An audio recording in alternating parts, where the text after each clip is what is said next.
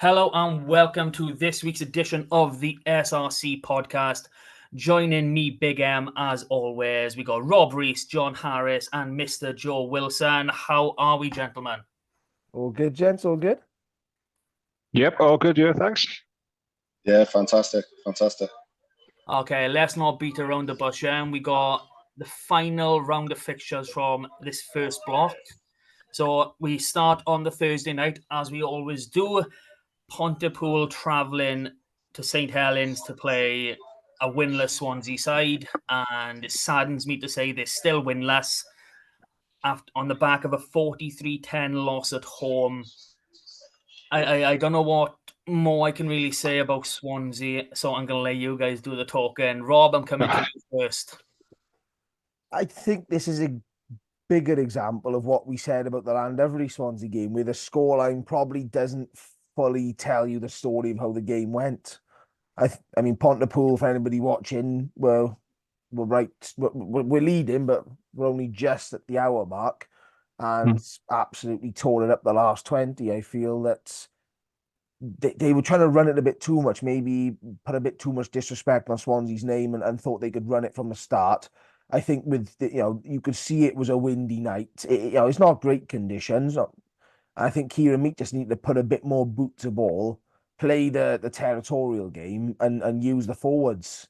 I mean, Dan Hill, Morgan Allen, and Scott Matthews absolutely outstanding yet again. And I think those three probably typify what Swansea don't currently have, and that's that sort of the big muscle men up front, that extra bit of experience and sort of power game, just to sort of compete, especially over the 80 minutes. And I think Swansea was at 36 points a game they're conceding on average. You don't win games. You don't move up the table with stats like that. And unfortunately, unless they build a platform, I can't see this changing anytime soon. Yeah. So to be fair to Swansea, like you did just say, they were in it at the hour mark, 12-10 down at halftime. So they've got the players capable of, being in these games and fighting for the win. They're just dropping off in those last 20, 25 minutes. So, John, what can Pontypool take away from this? This is just a case of, Swansea, you'd expect in a big win, or was this a good performance on this Pontypool side? Well, it was definitely a good performance. I don't think you should go to Swansea expecting a big win, because like you both said, they were in this up to 70 minutes. Is when Morgan had the first score that second half, and then Pontypool have just let loose and gone crazy in that last 10, 15 minutes. I don't know. I don't know where Swansea go from here. I think you've got to think that's got to come down to a bit of fitness for them to drop off that much of a game that they've been in for 70 minutes to then be 33 points, losing by. So that, but if it's a case of just getting a bit, well, not a bit fit, obviously not just getting a bit fitter, but if that is something they can work on, it's not something that's missing from the squad. That's something that they can work on. But again, Pontypool would, in fairness to them, they would just clinical that last 10, 15. I think they forward strength told in the end. And a couple of big quality players stepped up and led from the front. So I think that's I don't think Pontypool would have expected to come away with that kind of result from St Helens, but that's fair play to them. That's a good result, and I don't know where Swansea go from here, because I keep expecting more from them and it just keeps not coming. So I'm not really sure what to say anymore. Yeah, I mean, just looking at the teams that they've put out, it's not even a case of they've got a very strong 15 and it's their bench the tails off. They're making 6+ changes game on game. Now, I know we talk about consistency being key in some areas, but in terms of having a 30, 35-man squad that can compete at the right level, Swansea seem to be a team that can do that. So, Joe, final word on this one, but yeah, I'm having watched the game back. I mean, I've always traditionally sort of focused on the defensive side of things, and what really stands out about Swans is something that I laboured before. But it starts off with a really slow blitz without the ball. They're very, very passive. They're passive then around ruck. There's no pressure. So, and it's stuff like if you're canny, you're just lying on the wrong side of the tackle area and you're rolling into the 9. Just some of that old-fashioned skullduggery, just to slow the ball up and give yourself a couple of seconds and allow your jackalers to get over the ball. But a feature whenever you watch their highlights is you very rarely see a Swansea player jackling. And I don't know if that's something that they've just decided that they're doing or not. But what that's producing for all the opposition they play against is very fast ruck ball. The recycling is really, really quick. And then in the second half, partly led by a refreshed Pula pack, there was just too many missed one-up tackles from Swansea, and hence they fall off. To be fair to them, they've got a lot of youngsters in that team that they're playing with. I think Hugh Gustafsson is on his own from what I can work out in the coaching setup, which I don't think is helping things. And Pula then on the other night, I think by minute 60, 65, they pretty much made 5 changes to the pack. Front row pretty much changed out. Second row changed out. One in the back row. So, they're finishing that last 20 minutes, 30 minutes of the game with a really fresh, energized pack, and I think that just sort of told in the end. But Pula, fair play, 6 tries, and I think Tony Hancock could be really pleased with the way that the season's gone so far for them. They're beginning to get tries not just in the forwards but across the back line, and the way they're scoring is getting more diversified, which is what he'll be looking to do, is to diversify their attack. So Tony Hancock and Pontypool will be very, very pleased. Yeah. So this block finished now for those two teams. Pontypool sitting in 4th, I believe, 4 wins. Obviously, the loss against Llandovery on the opening week. Losses to RGC and Carmarthen Quins away, maybe showing a bit of frailty away from home. But obviously, the Swansea victory now kind of put that to bed a little bit. So onwards and upwards for them. Swansea, again, I think we're all just scratching our heads at how to make them, get over the line. So on to Saturday's action now. And John, I'm going to shoot straight to you because you are live at Tag watching Aberavon just miss out again against Llandovery. 7 points in this one, 33-26 to Llandovery in the end. What was it like in the ground, my friend? Well, it was a perfect day for what was an absolutely cracking game. I mean, if you were a neutral just turned up for a game on a Saturday, this was a hell of a game to watch. Aberavon for a change. No, not for a change, sorry. As last week was a change when they actually came out and scored a few tries. As usual, it started quite slow. 2 quick tries to Llandovery. And first one, especially another mistake from the Wizards, which was it's starting to become a bit of a theme that's worried me a bit. That we seem to be putting ourselves under a lot more pressure than we need to be. We've spilled the ball, Llandovery caught in, and they straight in with a couple of minutes on the clock, and then they've got another one, and then it's starting to look like a long day. But in fairness, the boys rallied. The scrum is the best.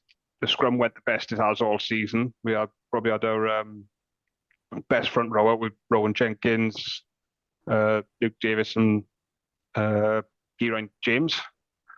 And they put that Llandovery pack, which were physically bigger, on the back foot in the scrums, and we were getting a lot of success out of it. Just before half-time, I think, is where this game was won and lost, because Aberavon got a penalty try from scrum. Llandovery,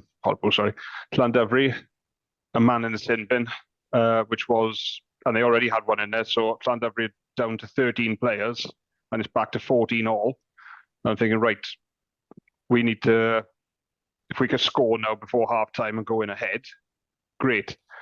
I even shouted on to the boys, right, don't do anything, don't go ridiculous now, just don't try and force it, Avon, just get it back now, go through some phases. You've got 2 extra players, the space will come. Don't panic. They've kicked off, they've restarted, we've spilled the ball, and Llandovery have scored, and that was the last play then of the first half. So we've gone in 19-14 down when we should have been going in really 19-14 or 21-14 up. And I think that's what swung the game mainly, because this was the best Aberafon played all season. We didn't play this well when we beat Carmarthen, and Llandovery were definitely having an off day by their high standards. So if there was going to be a game where you were going to turn Llandovery over, it should have been this one.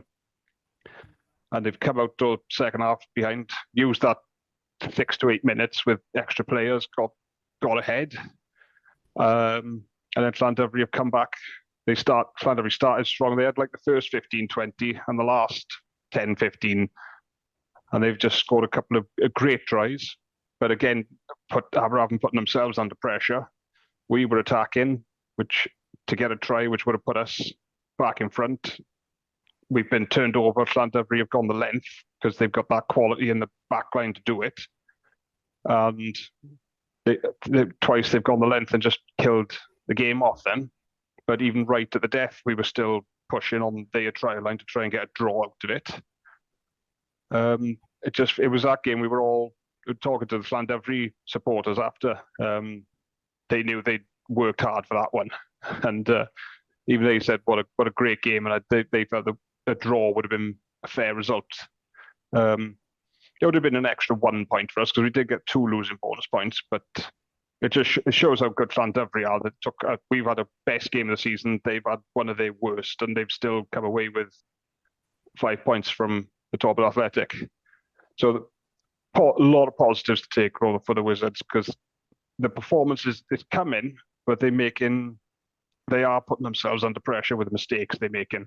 And if they can cut these mistakes out and these little knock-ons, these little things, then someone's going to be on the end of a tune-in. I know I'm going to say that, obviously, but it does feel like there's a big performance coming where there's going to be a big result somewhere. But it does feel like a missed opportunity, because when Llandovery are having an off day, you've got to take advantage of it. And we've got 2 points out of it, but it feels like we should have got another one at least, and probably another. Probably should have got a win out of it, really, with how Llandovery were playing, how we were playing. You've got to kill them. You've got to kill them off. Yeah. But that's how good Llandovery are. Yeah. So, positive. Yeah, I agree with a lot of what you're saying. This Aberafon side they're looking like they know what they're doing. There's good foundations there. They just need that final thing to click. I am gonna, target Aberafon directly here, the social media team, and I'm begging you here. You've got 2 Luke Davises in your squad. If one of them scores a try, please state which one's which. It's annoying as hell having to go back through the team sheets to find out which one was blimmin' playing. Yeah. But in terms of Llandovery, and one's a hooker and one's a fullback, so it's 50-50 that a good chance that it could be either of them, because hookers score tries. But yeah, I think the hooker is actually leading the fullback on the tries so far, so that could be a nice. Probably. They do everywhere though, don't they? Yeah, fair enough to them. Everyone scores from driving malls these days, so. Well, we'll come on to the driving wall a bit later in a different game. But in all fairness, Llandovery, like watching some of the highlights, they seem to be able to just turn it on from anywhere in the park. And obviously, we spoke last week about having both Ellis, me, and Jack Davis available. Both of them in the back 3, both of them on the score sheet. 2 incredibly talented young guys. I'm expecting to see them in the Scarlets development game against Dragons in a couple of weeks' time. They do get a good amount of boys drop down. So, your Morgan Jones, who was, a 23 regular, in the URC last season, and a new boy in Gabe Hawley. So he's a big unit, he is. He's out, isn't he? Yeah, because from when a few scrums close to us, and fair play to Rowan Jenkins, mind he had the better of him in the scrums that day, but yeah, he's a fucking unit. Just the 2 size on the ball, he's massive. You don't want to feed him for a week then. No. Like, I don't know how tall Gabe is. I think he must be about 6'4", but I think he's on 130, Easy. about 130 kilos. He is Hmm. a unit. But as you just said, when it comes to that front row, especially props, you cannot teach experience. And Rowan Jenkins, he's probably one of the most experienced front rowers in this league, and he will tune most players, especially someone who is, essentially in their first year of senior rugby. Yeah. So, Llandovery seem to have kicked back on now. So, Joe, are they back in the title fight? Are they back to their normal selves, or are they still looking for a few more things to fix? No, I think they're back in it. I definitely think they're back in it. And in stark contrast to Ebbw Vale, they are a team that don't need forwards to almost win a game, because all the tries were scored by the backs on the weekend. I think it was Rodri Jones, Ellis Mee, Lee Reese, Johan Hughes, and then Jack Davis. And in Ellis Mee and Jack Davis, which is what you want from these top sides, is they've just got a smattering of real class. The pair of them are unbelievably quick, and there's still no defence for pace. I actually felt really sorry for Aberavon though in this one, because it was, if you watch the way the score flopped all the way through the game, right up until the very end. For me, the only difference was I think Llandovery just managed the last 10 minutes of the game a little bit better, and that's literally what it seemed to come down to, because they were 26 all. They were 26 all. The head coach at Aberavon must be pulling his hair out, because they were right. They were right. If he had any.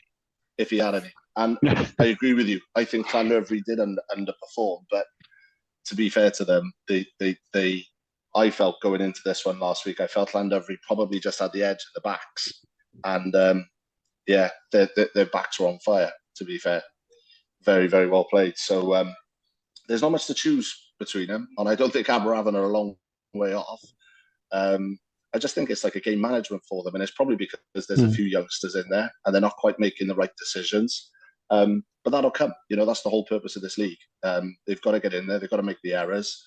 And I think this is where the break is quite timely, I think, for a lot of these young sides, because they'll be able to get in, regroup, do some video analysis by position, really sort of dig the drains up on some of the performances and work out where they're going wrong and put it right going into the next block. So I'm excited for Aberavon.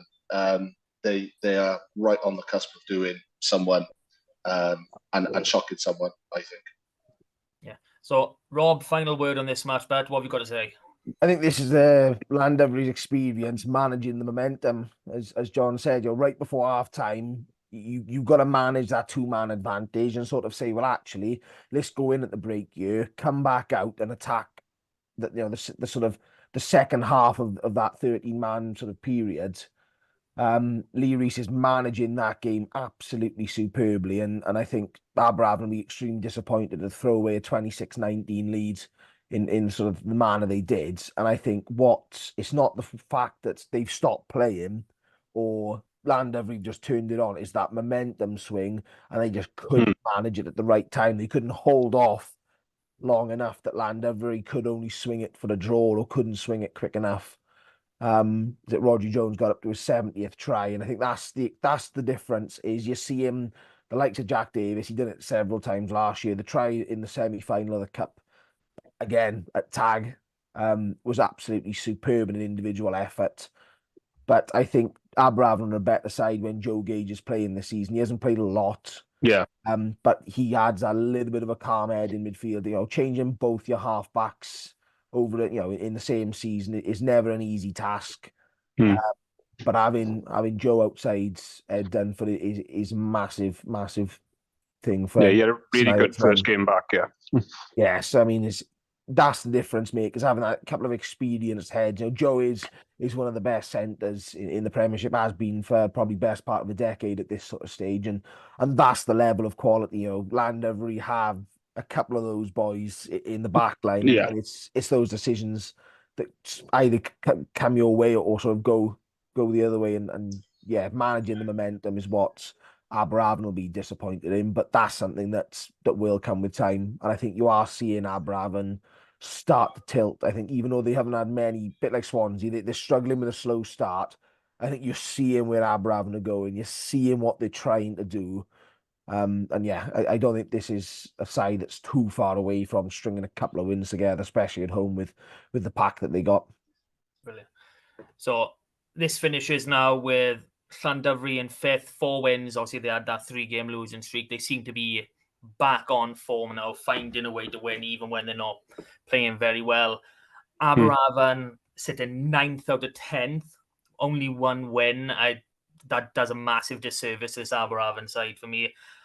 One thing you can look at is they might be 2nd from bottom, but in terms of point difference, they're 4th from bottom and they're only 2 points off 5th.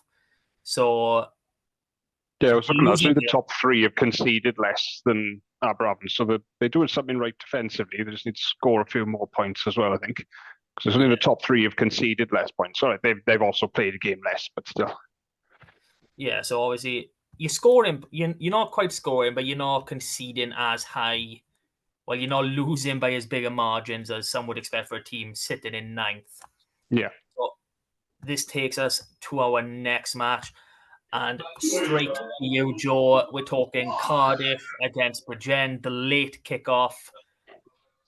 I mean, we know how good Cardiff's backs are. We know the performance that they put in, the 6-pointers they've been picking up. But I didn't expect to see 47-14 at the end of the day. You know, what happened in this one? Yeah, well, I think the scoreline is one of those scenarios. I feel like I've said this a couple of times about Cardiff RFC, that the scoreline almost flatters them. But this genuinely was a 7-point game for most of the game. And it's that final 20 minutes when, you know, you're probably out on your legs and you've been playing a very fast game against Cardiff on that 4G pitch that side seemed to be just running out of a little bit of steam. And I think they sort of pulled away at the end. But I sort of watched this game. I watched the highlights of it. I watched the full game as well. The pack were able to lay a fantastic platform for those backs. And what's really interesting when you watch that Cardiff team is the accuracy that they've got when they go into the ruck to clear the ruck out. Their ruck speed is so fast. And then the other thing is then when the ball then gets to the 10, which is happening in a lot of instances where the back line or the defensive line is still in retreat and hasn't turned back round or whatever, they're just coming on to, it was Harry Wild this weekend, they're coming onto that 10 and they're just hitting him so fast and at such great pace. And it seems like a really basic point, but they just seem to execute it really, really well. And obviously, again, the ball goes out to those wide areas. Dowie Cross with a brace again. The back line did really well this week. Jason Harry's got a try. Elijah Evans, the ex-Ben Turk boy, got a try. So that was good. And then a couple for the forwards as well. So it's just interesting when you watch that Cardiff team. For me, I sort of watched it once, watched it back the second time, and the speed with which they're recycling, and everybody's on point. Everybody knows exactly where they're doing. And I just think for a lot of sides, you can sort of keep up with it for sort of 20 minutes, but trying to do it for 30, 40, 50, 60 minutes, there's a lot of sides go in there and just sort of, it just wears you down. It just wears you down. And when you're really tired and really blowing, having to function then in that last 20 minutes is perhaps where a few sides are coming undone. But they'll be really pleased with the way that it's gone. They'll be really pleased. And it was nice as well, I thought, in the lead up to the game. I know Bridgend wouldn't have looked forward to seeing him, but it was nice to see Mackenzie Martin drop down out of the senior squad just to get game time and to ask for it, because that's exactly what this league's about. You know, there's no point this guy sat on Cardiff Region's bench getting splinters in his arse. The guy needs game time. And I was really pleased for him that he decided to drop down. And he's got another Cairo boy there that he would have been big markers with in Benji Williams. So I think they would have had a bit of fun together and a bit of banter and hopefully really enjoyed the game, which is exactly what you want for the youngsters. Yeah. So if we turn a bit more now to Bridgend, Rowley again on the score sheet, I mentioned him last week. Rob, like Joe said, the scoreline probably flat as Cardiff, but what did Bridgend need to do to get over the line? You know, I think they're on 3 wins so far this season. They've come quite early. You know, what did Bridgend need to do? Yeah, I think there's probably a bit of context to, I'll call it Bridgend's slide. I mean, they were 4th. They've dropped a couple of positions. after losses to Cardiff and Ebervale, the top two in the league, in recent weeks. But at the moment, they're not managing that turnover of the ball. And Joe's mentioned about the speed of Cardiff's recycling. That's something that Bridgends need to try and deal with. And you look at the team sheet, everybody's going to do it, right?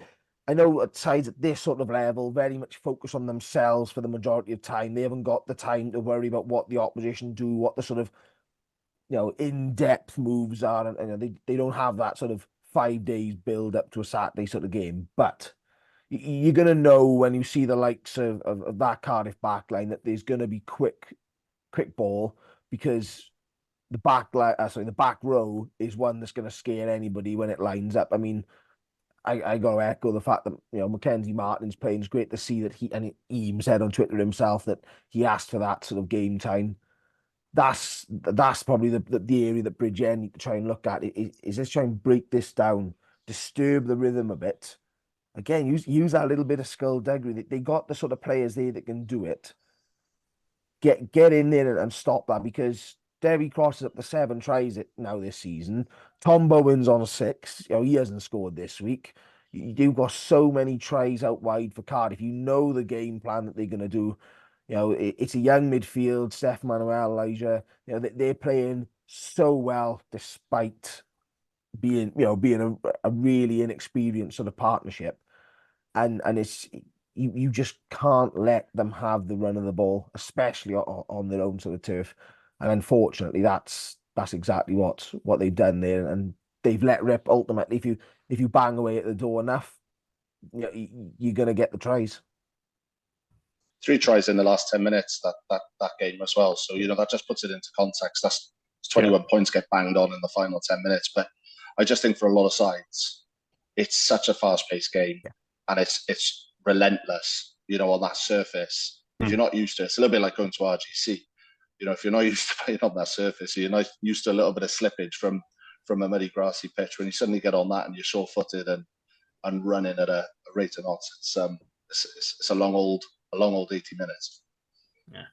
So safe to say, Cardiff are on the up. They're top of the league. Only lost that one game. 6 try bonus points, 4 attacking bonus points. That's 15 point win. That's just remarkable, really, out of your first 7 games. Bridgend, they had 3 wins on the bounce, but they have lost these last 2 weeks. Ebervale and Cardiff, top 2, like you said. I mean, they're probably gonna push these aside and say, we got Carmarthen Quins at home when we come back from this little break. Let's just focus on ourselves, like they rightly should. So let's go on to our next one. And I'm going to say a bit of a hammering, because there's no nice way of saying this result. Newport 62, RGC 7. I as much as I've said I believe in RGC, I don't want to talk about this one too much. So he made you believe, didn't he? He did. He really did. He did. On a surface that they can play on, let me down. It really did. I'm gutted about this. John, as though you've perked up already, give us a quick run through here. I wouldn't have. I was quite shocked when the Aberravon game finished, and I went on Twitter to find the results for the rest of the games, and I saw this one. Not one I was expecting. I think I predicted Newport to get the win, being the home side, but I would not have predicted putting 60 points on RGC with how well they've done this season. I can't understand what's really gone wrong there. Newport were just, from what I've seen from the highlights, just ruthless. They pounced on a few mistakes that RGC made, a couple of interceptions, and when they just seem to have much sharper backline that were just everything was sticking. They were just accurate, fast, and it just seemed RGC just couldn't live with the pace Newport wanted to play that game with. So I think as we've said earlier, the break is probably coming at the right time for some sides, and I think probably a good time for RGC to have this break to figure out what the hell happened in this game, because nobody would have guessed a 60-pointer. Because they've had a very good season so far, I think. Because we'd all picking them to finish bottom, and then they've won 3 or 4 games this season. So where this has come from, but with Newport are such a good side though, and a bit like Cardiff, they seem to be.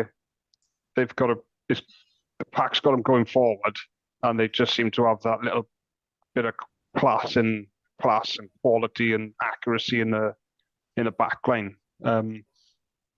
So I think Newport are going to be dark horses, I think, to win this whole league. I think I'm liking what they're doing, and I think they're getting better and better as the rounds are going on.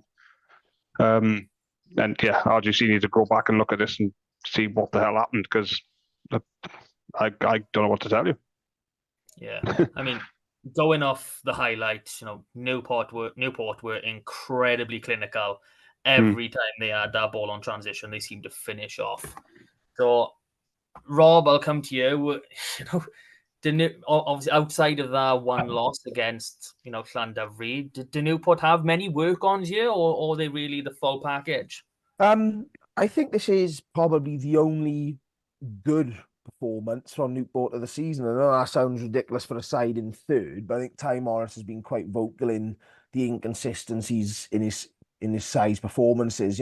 40 minutes is doing the job. They blitz inside, but they're either slow starting or they're letting the side back in, or they're having a good performance. The last 10 minutes, a couple of tries like they did against Bridgend sort of flatters the opposition. I think this was one where 70-80% conversion rates in those sort of areas. You put in chances away, and yeah, 10 tries. You don't see that at this level that often. It doesn't matter who you are. I mean, and this isn't a bad RGC side, but 10 tries, you just one of those days. You can't fathom creating 10 chances other days, and yet they've put all these away. So yeah, I think this is a perfect timing for Newport. Bit of a break now. They know they can score the big points and put a side away. We've all been waiting for it this season, is for them to put a side away. They've sort of lacked a bit of quality control behind the pack. Shea Hope has had a really, really good time since coming back in, and despite Matt O'Brien not really playing that much, maybe they have started hitting a bit of a stride, which is perfect for them, because up next is the Gwent Derby up at Eugene Cross Park, and the Shield's on the line. Yeah. So, Joe, I'll come for you to the last word on this one. Anything else to add? I mean, I didn't see RGC winning, to be honest. So the result wasn't in doubt. But I think, much like the boys said, it was just the scoreline that blew me away when I saw it. And like I alluded to last week, I think as big a problem as it is for the teams in South Wales to get up to RGC, I think it's actually a problem for RGC, because they're definitely not travelling well, and they're definitely not learning the lessons. I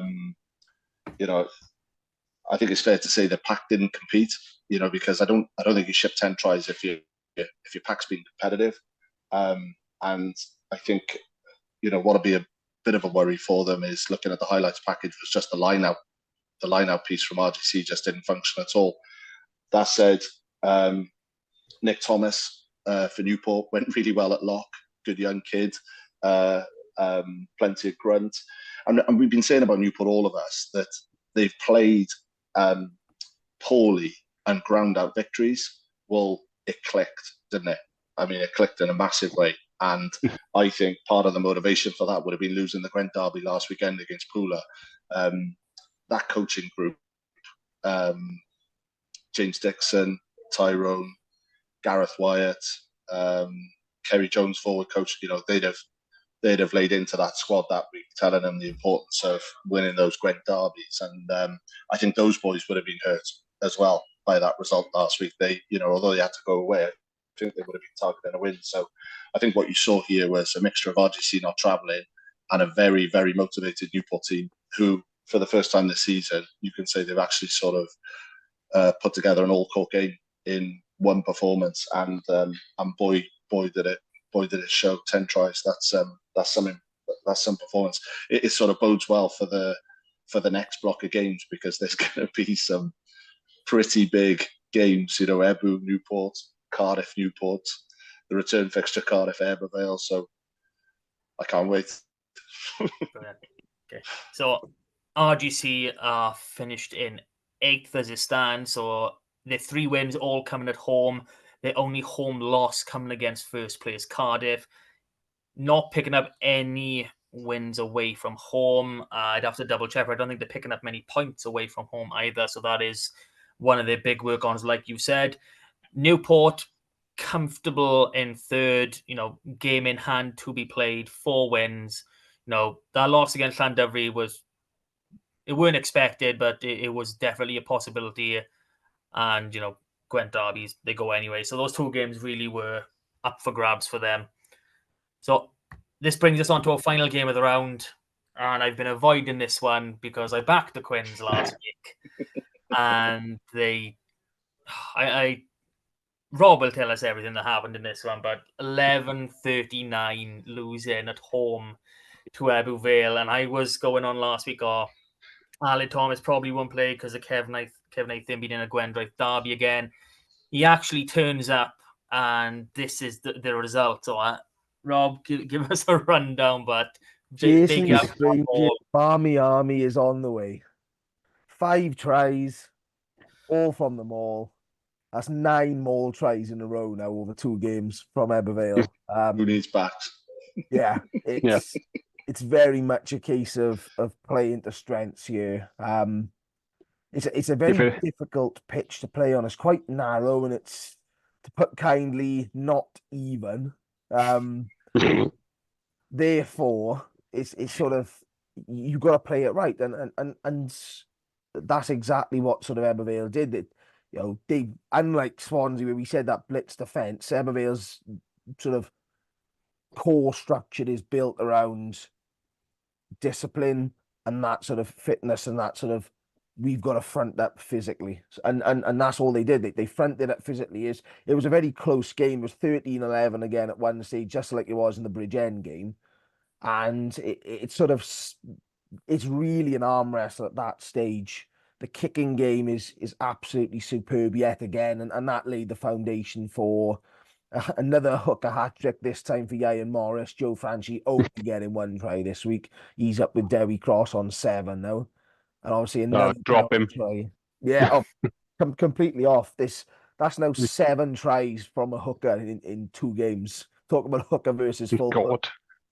It's a bit one-sided up at Eugene Cross, but yeah, I think Ebervale will be really pleased in the way they dispatch and what they're doing. There's a very, I don't want to say simple game plan. That oversimplificates it, I guess. But they know what they want to do, and they're doing it well.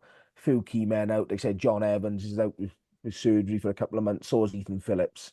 Those sort of players, you can't not miss them. We've spoke about Llandovery's experience. That's Ebervale's experience, and you take those out, and ultimately your distribution is going to be affected. Evan Lloyd is still top of the point scoring charts. He's kicking really well off the tee. Last season, I was speaking to his old man and saying, he's about that 72% sort of success rate off the tee. And I said, he wants to try and add 10% on that. Well, he's 79% at the moment at the last count. So that's the difference maker. You tot it up over a season, and that 7% is a hell of a lot of points, especially if they're penalties. So yeah, I mean, 3 6-pointers on a trot now for Ebervale. And yeah, they're going to be massively up for this Gwent derby, similar to Newport, I guess. 2 ties going in on a high, both playing some really nice rugby in sort of different ways. Gwent derby, hopefully some nice weather after a break. And yes, the Shield is back at the forefront again after a couple of weeks of not being available. So yeah, it's setting up really nicely. Yeah, I mean, we can talk about how good this Ebervale forward pack is, and I think you've just explained exactly why they've been scoring so many more tries. They don't trust the backs anymore. The scrum half's not even touching the ball. So I mean, the one positive thing I can pull out for the Quins is the fact that they've been waiting on a young player to get back fit in Ellis Price, and he finally got on the bench in this game. him being out was one of the reasons why Arlen Thomas has been brought in. So that only bodes well for them and him moving forward. So it'll be great to see how Sorry, he guys, 2 seconds. changes. So, Joe, it's been as though John has just abandoned us for a minute. Any more thoughts on Quins Ebbw Yeah, we thought going into this, I felt Quins were going to be a little bit more competitive than perhaps the scoreline reflected. But one of the things that I picked out in particular about those more tries as well is when you look at what they're doing, they're actually throwing a lot to back ball. And what that's doing is forcing the back row in as the first layer to defend that ball. Now, your back row forwards, they're more known for their dynamism than their ability to stop something. And it's quite interesting because when you watch each of those tries, the Carmarthen Quinn front row is just a little bit too slow to get involved in that maul defence. And they were able to get the thing moving. It's just got to be a little bit quicker in setting to defend it. And you're kind of sort of coming at it in a pincer shape, trying to get everybody wedged in to stop them going in any direction to get forward. And I just felt Carmarthen Quins were sort of, they knew what was coming. They'd been put on warning. And they still didn't quite get it right. But to be fair to Ebbw Maul, as I'm now calling them, they threw to the back and just exposed a little bit of a sort of tactical weakness. And it's something they're just exploiting to maximum effect. So fair play. And 2 successive weekends of hooker hat-tricks. I mean, I don't think that's ever happened before for anyone, is it? Let alone, it's unbelievable. So fair play to them. I think Hosea Morris was the beneficiary this week, and it's been Joe Frankie today. But they've hit on a weapon here, and I'm not expecting them to change their ways. I'm expecting them to get better at it. So the rest of the league's been put on warning, and they're going to have to find a way to cope with it. Yeah. So this leaves Carmarthen Quins now in 7, 3 wins. Those 3 wins all at home, I believe. So again, a bit like RGC, the home is a bit of a fortress, but it can be beaten by one of the top 2 in the league. Ebbw Vale finishing second. You've got to be happy with that. That only loss coming again against the first place side, and that reverse fixture is coming soon. So that's all the results from this last week. And as always, if you're still listening to us, if you're enjoying what we're doing, like, share, subscribe, follow, comment. Every little bit you do helps us, and it helps us know that you actually like what we're doing and we're on the right track. So a couple of things to point on now as we're going into this little break. We've already touched on both of these. Lewis Morgan topping the try scoring charts with 8, and Evan Lloyd currently sitting on 78 points on top of the point scorers list. Kieran Meek is hot on his heels with 77 himself. And we've got a little bit of a predictor league going on. So I think it's time that people know exactly where we stand. So I'm just going to go by percentage because Joe missed the first week. Cop out. Other words can be used. I don't mind. So, John, you are currently sitting on 62%. And some of the boys have already said, any chance of you got to shooting out rides on I'm keeping the faith. Yeah, games? I'm keeping the faith. It's coming. Okay. Next, we've got Mr. Joe Wilson on 69%. He's happy with that. It was his favorite number, he said earlier. I'm not quite sure why. Then I come in with 70.5%, and our current leader, who is looking rather smug at the minute, Mr. Rob Rees, double R, 76%. How does it feel being top of one of the most insignificant predictor leads known to man? Well, I'm sure we all agreed a massive cash prize and a large trophy for the winner. So, I want to try and break that 80. If I can get the 80, that's 4 to 5 every week. That's the aim now for after the. He's getting greedy now. After the break, yeah. He might be top. He might be top of the predictor league, but he's not welcome back at the park yet. Yeah, I think getting a bit too big for his boots by here now. He's really believing the hype. So, obviously, a break in the SRC now. We're going to have a couple weeks off. It's been great, doing this with you guys. I hope everyone listening is enjoying it. And as always, thank you so much for joining me, and we'll catch you all again next time. Ta-ra, boys. Cheers, boys. Cheers, Yeah, guys. but- Take care. Take care.